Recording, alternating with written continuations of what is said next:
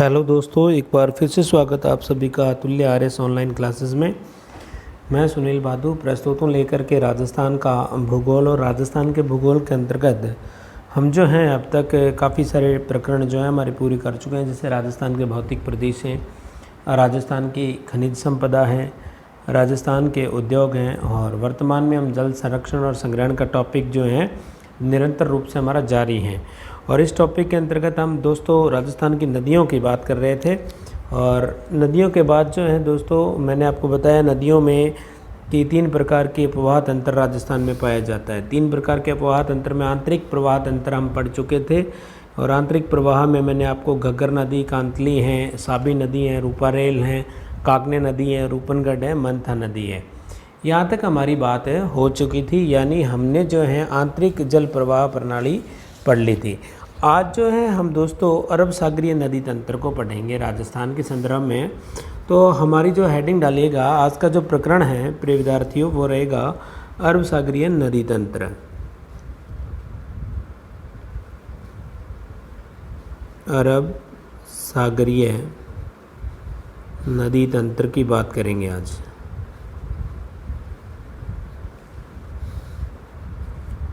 अरब सागरीय नदी तंत्र के नदी जो तंत्र है आपका, इसके अंतर्गत जो है हम पढ़ने वाले हैं दोस्तों।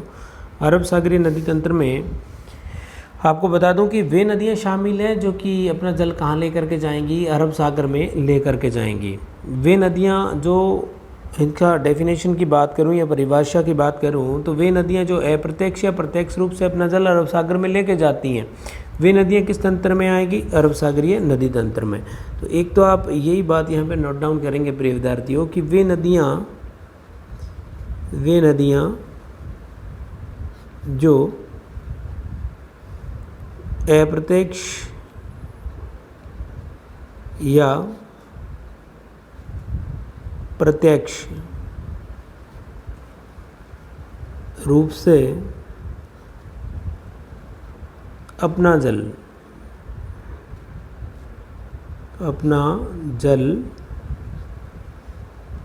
अरब सागर में, कौन से सागर में दोस्तों? अरब सागर में ले जाती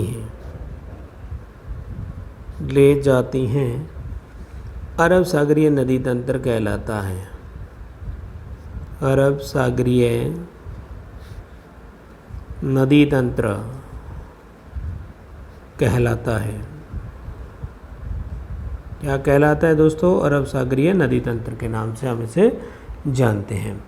और नेक्स्ट जो है इसी के संदर्भ में अपन नोट डाउन करते जाएंगे। आगे आप लिखिएगा प्रिय विद्यार्थियों कि जो अपवाह तंत्र है उसमें अरब सागरीय अपवाह तंत्र जो है आपका कितना है नदी तंत्र, उसका प्रतिशत में अगर प्रश्न आए तो आप लिखिएगा इसके संदर्भ में। लिखिए राजस्थान के कुल प्रवाह तंत्र का, राजस्थान के कुल अपवाह तंत्र का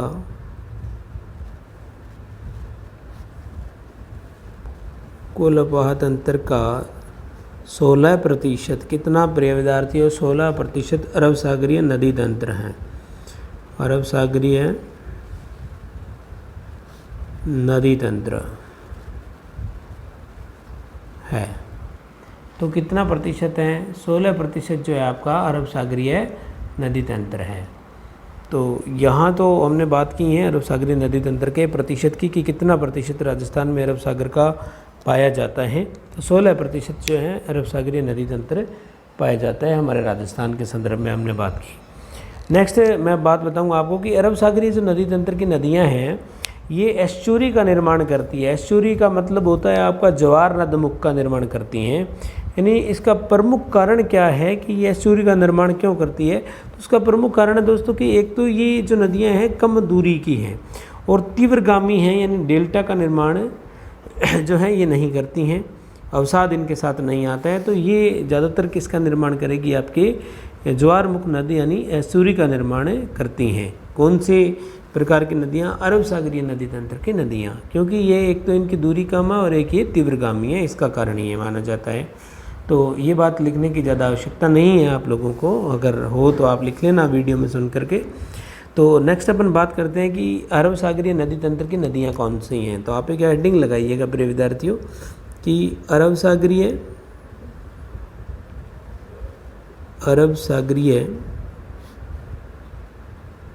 नदी तंत्र की नदियाँ।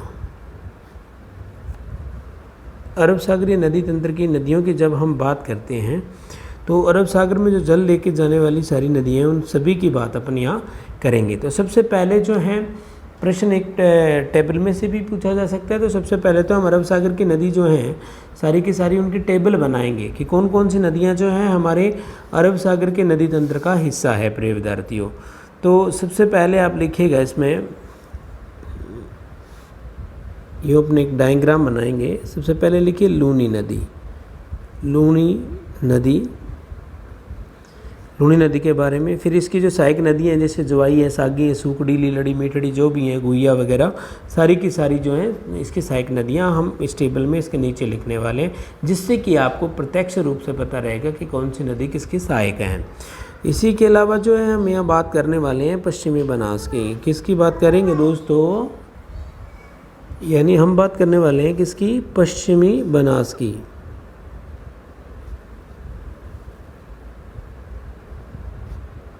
इसी तरह से इसी नदी तंत्र के अंतर्गत आपकी आएगी साबरमती। कौन सी नदी दोस्तों? साबरमती। और इसी में हम पढ़ने वाले हैं अरब सागर में ही माही नदी को। कौन सी नदी? माही नदी, जिसको हम भौतिक प्रदेशों में भी इन नदियों को हम थोड़ा थोड़ा पढ़ चुके हैं। और यहाँ भी हमारा जो है विशेषतः जो प्रकरण है जल संरक्षण वाला, इसमें भी हम इन नदियों का अध्ययन करेंगे प्रिय विद्यार्थियों। तो इसी तरह से आप लूनी की जो सहायक नदियाँ हैं उसके संदर्भ में देखिएगा यहाँ कि लूनी की सहायक नदियाँ कौन कौन सी है। तो नंबर 1 पे आप जो है नोट डाउन करते रहिए। 1 नंबर पे लिखिएगा, यहाँ लिख देता हूँ मैं भिन्न कलर से, भिन्न रंग से लिखते हूँ ताकि आपको अच्छे तरीके से विजिबल हो।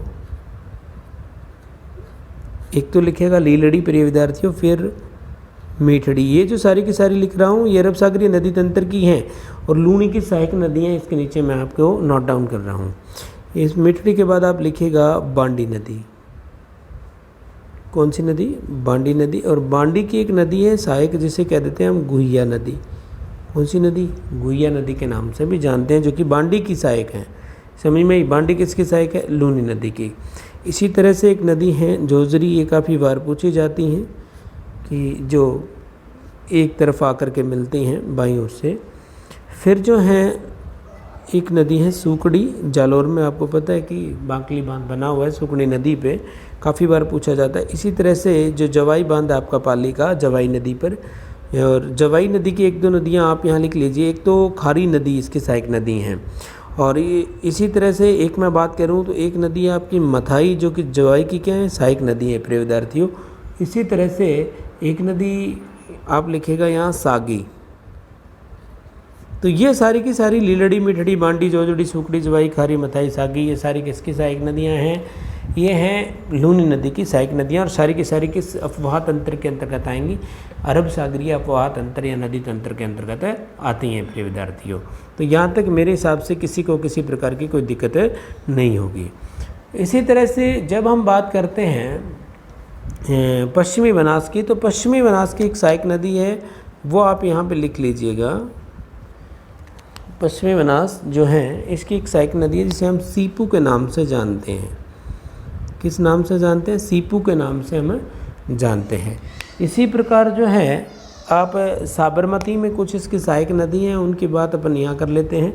तो साबरमती की जो सहायक नदी है, एक तो लिखेगा प्रिय विद्यार्थियों वाक्कल नदी। कौन सी नदी है? वाक्कल। और इसी तरह से मानसी वाक्कल परियोजना आपने सुनी है, तो मानसी नदी भी किसकी सहायक? साबरमती की। और सई परियोजना भी सुना होगा आपने प्रिय विद्यार्थियों, तो सई भी सई की सहायक नदी। हम डिटेल में बात करने वाले हैं इन सब की। तो एक लिखेगा आप हतमती। कौन सी नदी? हतमती और वैतरक। हतमती और वैतरक, ये सारी नदियां जो हैं साबरमती की सहायक नदियां हैं। इसी तरह से आगामी अगर बात करें हम, तो ये लिखेगा जो माही नदी है आपकी, इसकी कुछ सहायक नदियाँ जिनके बारे में बहुत बार प्रश्न पूछ लिया जाता है। एक लिखेगा आप अन्नास। एक तो नदी है आपकी अन्नास, और ये नदी एक है एराव, जो कि माही बजाज सागर से पहले मिलती हैं इसमें आकर के। माही नदी में एराव नदी की विशेषता में पढ़ेंगे अपन। और जो सोम माही जाखम वाला जो आपका त्रिवेणी संगम है उसको भी पढ़ने वाले हैं। तो सोम जाखम ये भी किसकी सहायक नदियाँ, माही नदी की। इसी तरह से एक नदी है लाखन। कौन सी नदी, लाखन। और एक का नाम आपको मिलता है चाप। क्या मिलता है, चाप। इसी तरह से एक नदी है मोरेन। तो मोरेन नदी, ये आपकी अरब सागरीय नदी तंत्र की प्रमुख नदियां हैं, जो कि कभी ना कभी किसी ना किसी एग्ज़ाम में भिन्न भिन्न बार जो हैं, भिन्न भिन्न तरीक़ों से जो हैं अलग अलग बार पूछी जा रही हैं, जिसमें मैंने अब तक सारा मैटर प्रेषित कर दिया है कि अरब सागरीय नदी तंत्र की वे नदियाँ जो अप्रत्यक्ष या प्रत्यक्ष रूप से अपना जल अरब सागर में लेकर के जाती हैं, अरब सागर की नदी तंत्र के अंतर्गत आती हैं। तो राजस्थान की कुल प्रवाह तंत्र का मैंने आपको बताया कि 16% के आसपास जो हैं अरब सागरीय नदी तंत्र है आपका। और अरब सागरीय नदी तंत्र की प्रमुख नदियां मैंने बताई कि लूनी, पश्चिमी बनास, साबरमती और माही नदी हैं। और इनकी जो सहयोगी नदियां हैं जो कि सारी अरब सागर में ही अपना जल लेकर के जाती हैं, लीलड़ी, मीठड़ी, बांडी, गुइया, जोजड़ी, सुकड़ी, जवाई, सागी, खारी, मथाई, ये सारी की सारी किसकी हैं, लूनी नदी की सहायक नदियां हैं, जो कि बार बार परीक्षा में पूछ ली जाती हैं। पश्चिमी बनास की सहायक नदी सीपू लिखी। साबरमती में वाकल, मानसी, सैयदमती, वैतरक ये पढ़ेंगे जो कि सहायक नदी है इसकी। माही नदी में अनास, एराब, सोम, जाखम, माही के अंतर्गत आएगी सारी की सारी, यानी चाप और मोरन को भी इसमें सम्मिलित कर सकते हैं आप सहायक नदियों के अंतर्गत। तो ये दोस्तों था अरब सागरीय नदी तंत्र का आपका डायग्राम, जिसमें कि सारी की सारी अरब सागरीय नदी तंत्र की नदियां मैंने आप तक प्रेषित कर दी हैं। अब हम सबसे पहले बात कर लेते हैं दोस्तों इसकी माही नदी की। अरब सागरीय नदी तंत्र में सबसे पहले हम किसकी बात करने वाले हैं, माही नदी की। तो माही नदी को हम एक डायग्राम के माध्यम से यहाँ समझने वाले हैं। किसके माध्यम से, एक डायग्राम के माध्यम से समझेंगे कि एक्चुअल में स्थिति क्या बनती है माही नदी की। तो देखिएगा प्रिय विद्यार्थियों, आप यहाँ हेडिंग डालिएगा माही नदी। तो हम माही नदी के संदर्भ में पढ़ने वाले हैं। माही नदी में सबसे पहले हम दक्षिणी राजस्थान की जब बात करते हैं तो यूँ इस तरह से एक मैप बनाएंगे अपने, जो कि दक्षिणी राजस्थान का हमारा मैप है। देखिएगा यहाँ इस तरह से कुछ हम मैप बना रहे हैं, जो कि आपको विजिबल हो सभी लोगों को। तो यूँ जो है हमारा लगभग जो है दक्षिणी राजस्थान यूँ बनता है। ये हमारा दक्षिणी राजस्थान।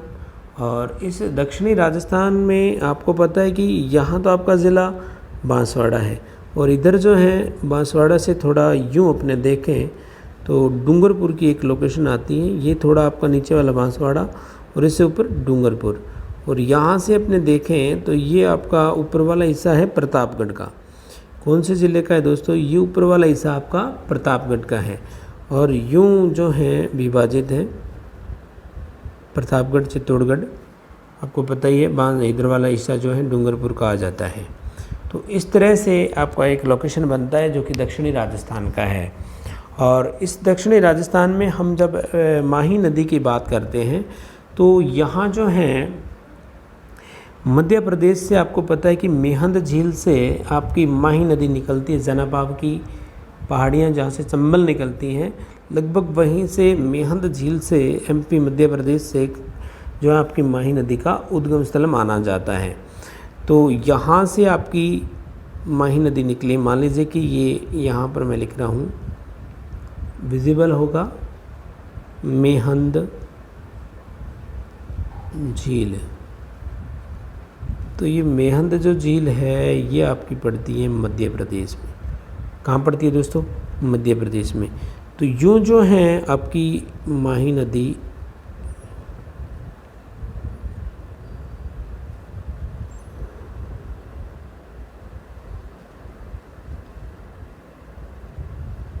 ये आपकी लोकेशन रहती है माही नदी की।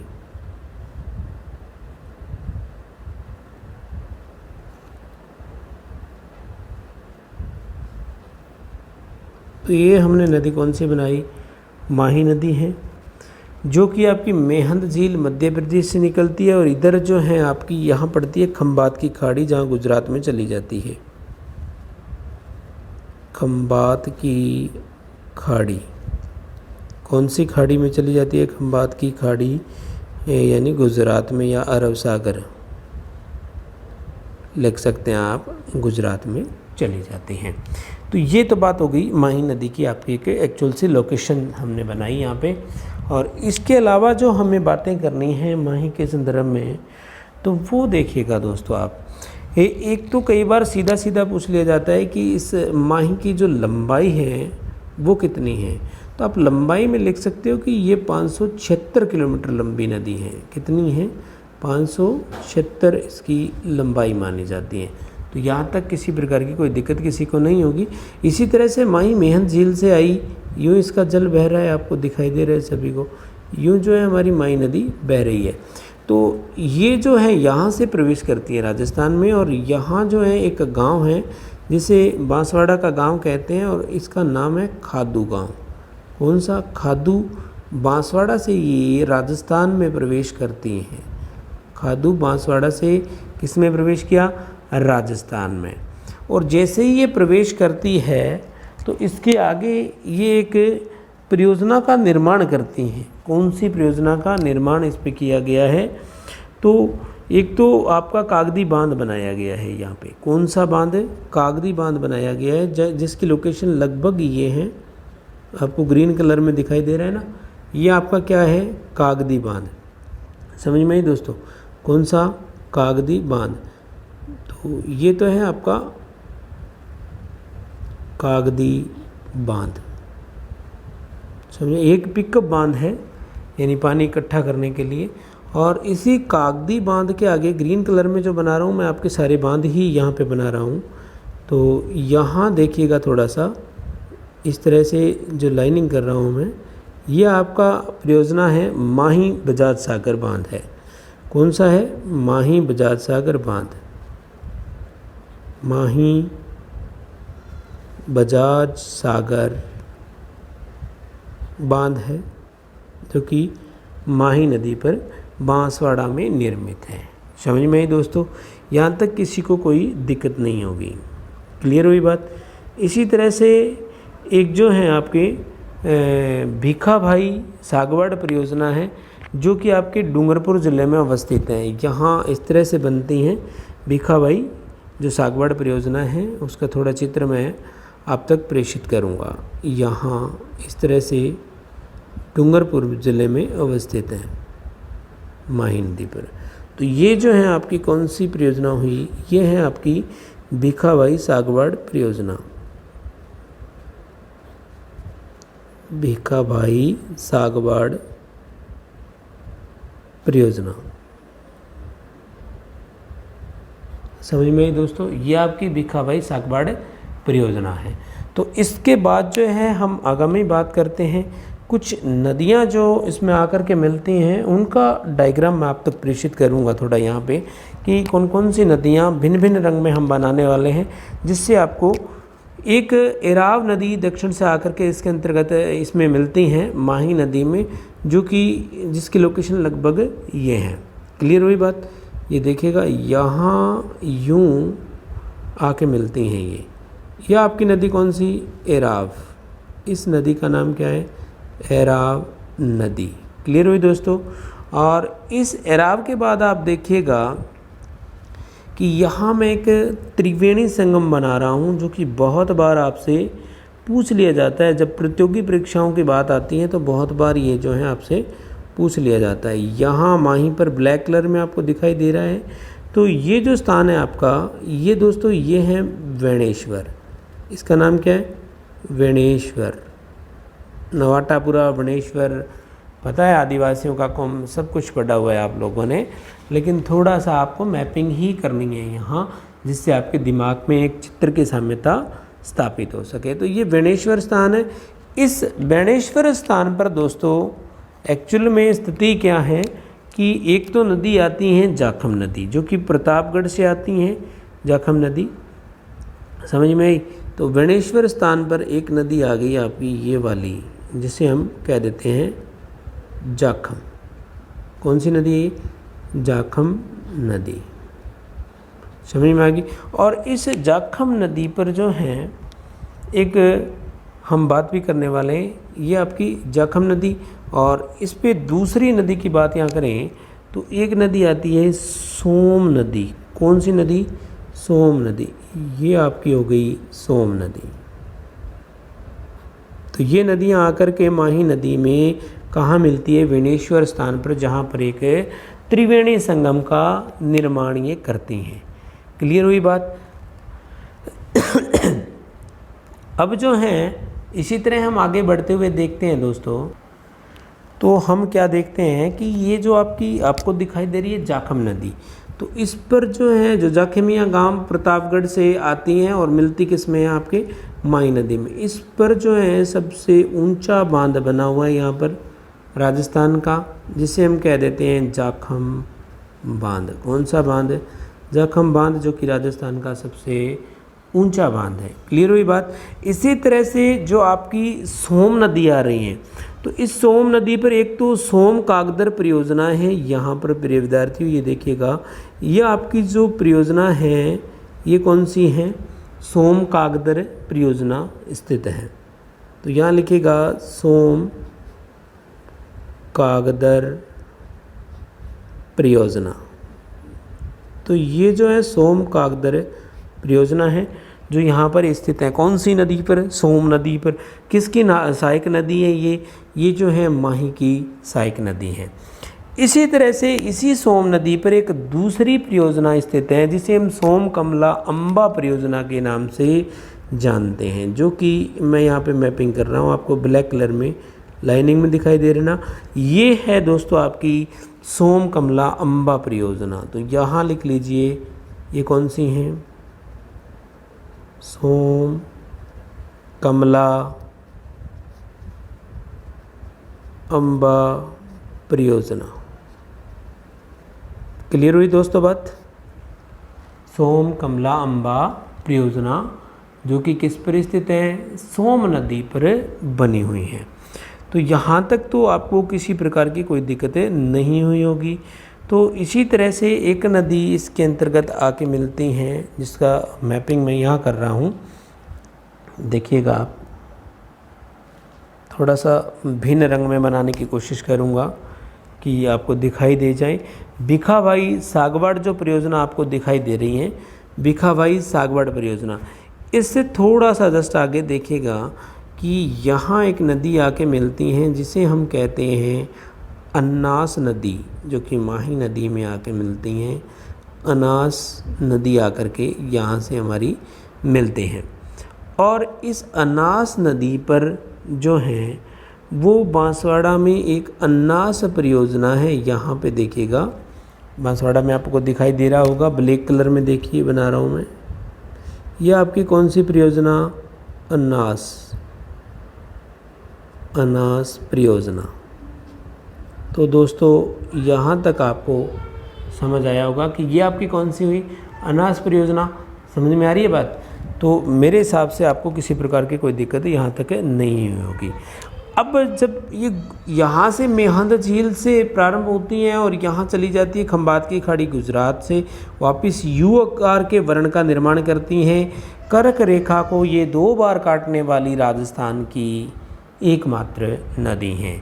लिम्पोपो नदी है, वो भी आपको पता है कौन सी रेखा को काटती हैं।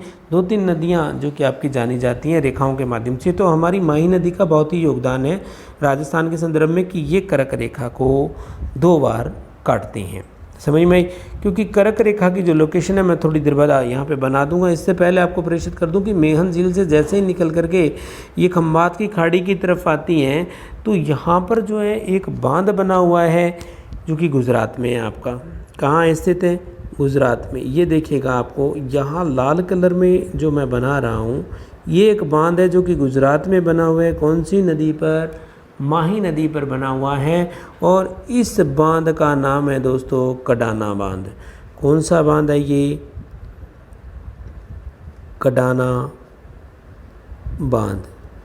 तो क्लियर हुई दोस्तों कौन सा बांध है ये, कडाना बांध। और यहाँ तक किसी प्रकार की किसी को दिक्कत नहीं होगी, क्योंकि माही आप तक प्रेषित कर दी है और माही पूरी की पूरी आपको विजिबल भी है। प्रिय विद्यार्थियों देख लीजिए, इस तरह से डूंगरपुर के जो हैं दक्षिणी हिस्से की अपन बात करें तो छूती हुई लगभग बांसवाड़ा के मध्य से हमारी जो है कर्क रेखा यानी 23.5 डिग्री उत्तरी अक्षांश रेखा गुजरती हैं। ये कर्क रेखा, यहाँ पे लिख देता हूँ मैं कौन सी रेखा बनाई, कर्क रेखा, जो कि इसे काटती हैं। कितनी बार, ये 2 बार काटती हैं ये नदी कर्क रेखा को। एक बार तो यहाँ काटेगी और वापस जाएगी, तब भी इस रेखा को काटेगी।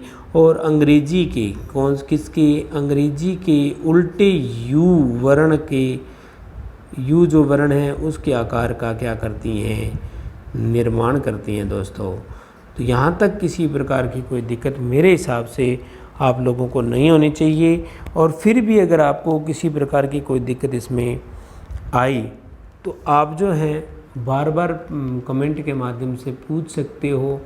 और अगली जब हम इसकी विशेषताएं लिखेंगे अगली क्लास में कि इसका अन्य नाम क्या है माही का, तो वो 1-2 बातें मैं यहाँ तक माही के संदर्भ में आपको यहीं लिखा देता हूँ, ताकि अगली क्लास में हम जो है इसकी अन्य सहायक नदियों के बारे में पढ़ सकें। तो इसके बारे में थोड़ी सी डिटेल आप तक प्रेषित करना चाहूँगा, वो आप यहीं लिख लीजिएगा प्रिय विद्यार्थियों। एक तो आप लिखिए इसका अन्य नाम। सबसे पहले हम जो बात कर रहे हैं अन्य नाम की बात कर रहे हैं कि इसका अन्य नाम क्या है माही नदी का। एक तो इसे कहते हैं दोस्तों आदिवासियों की गंगा। क्या कहते हैं, आदिवासियों की गंगा के नाम से भी जाना जाता है। क्या कह देते हैं माही नदी को, आदिवासियों की गंगा के नाम से जानते हैं। दूसरी बात लिखिएगा, इसे कांठल की गंगा। क्या कहते हैं, कांठल की गंगा। अब जो माही नदी आप में कांठल का मैदान है, छप्पन का मैदान है, और जो वागड़ प्रदेश है वो मैंने भौतिक प्रदेशों के अंतर्गत आपको बता दिया था, पुष्प प्रदेश कहा जाता था। वो सारी बातें हम कर चुके हैं, यहाँ नहीं करेंगे दोस्तों।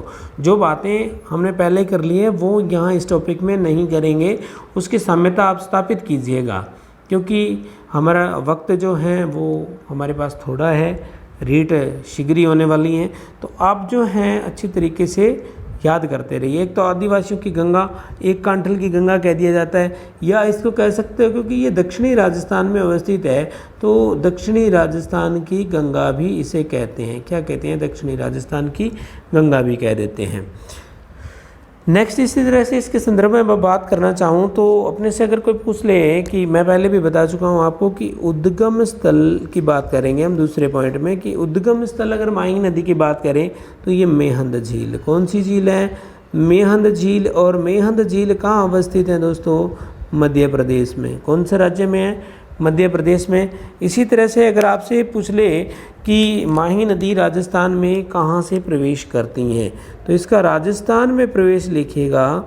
राजस्थान में जो इसका प्रवेश है दोस्तों वो आपका खादू गांव से होता है। कौन सा गांव है, खादू गांव। ये देखिएगा आपको चित्र में दिखाई दे रहा है ना, खादू गांव। खादू गांव कहाँ पड़ता है आपका, बांसवाड़ा ज़िले में। कौन से ज़िले में अवस्थित है, बांसवाड़ा में। और फिर इस तरह से अगर अगली बात अपन करना चाहें तो अगली बात जो है आपसे पूछ ली जाती है कि इसका प्रवाह क्षेत्र क्या रहेगा। तो प्रवाह क्षेत्र की बात कर लेते हैं। प्रवाह क्षेत्र में लिखिएगा आप, एक तो आपके ये डूंगरपुर में बहती हैं और बांसवाड़ा में बहती हैं, तो लिखिएगा बांसवाड़ा और डूंगरपुर। बहुत लोग जो हैं इसको 3 जिलों में बताते हैं। प्रतापगढ़ में इसका प्रवाह क्षेत्र नहीं है। प्रतापगढ़ में इसके किनारे की भूमि, यहाँ जो है एक भूमि है किनारे पे बनी हुई, इसे कह देते हैं कांठल। किनारे की भूमि के कारण इसे क्या कहते हैं, कांठल। और इसी तरह से 56 नदी नालों का समूह है, उसे हम 56 का मैदान कह देते हैं। तो प्रवाह क्षेत्र इसका किसके अंतर्गत रहेगा, 2 ही जिलों के।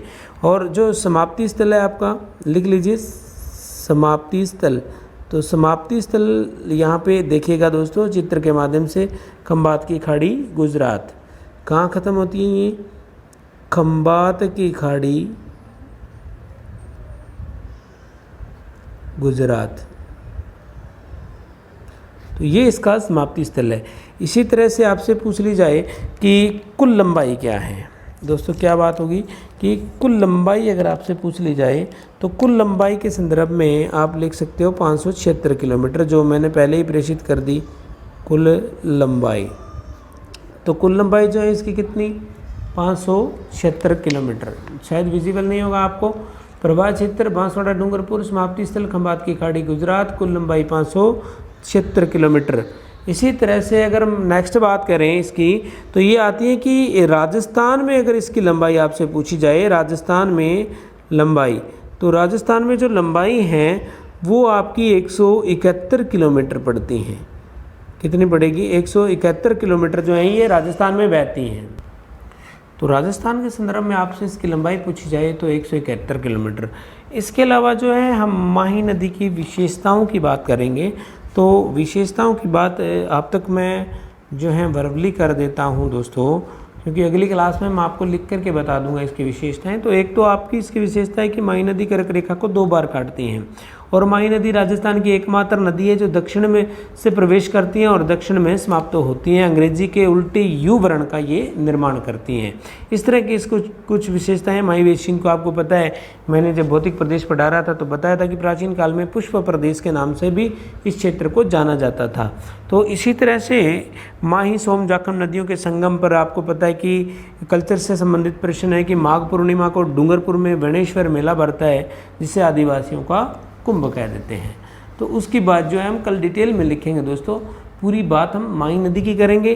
फिर जो है इसके राव हैं, जाखम है, सोम है, अनास नदियाँ, इसकी सहायक जो नदियाँ हैं सारी की सारी जो हैं मैं आपको डिटेल से बताऊंगा कि उनकी क्या क्या मुख्य विशेषताएं हैं, जो कि आपके एग्ज़ाम की दृष्टि से बहुत ही महत्वपूर्ण है। पॉइंट आपके एग्ज़ाम पॉइंट ऑफ व्यू से हम इसको देखने वाले हैं।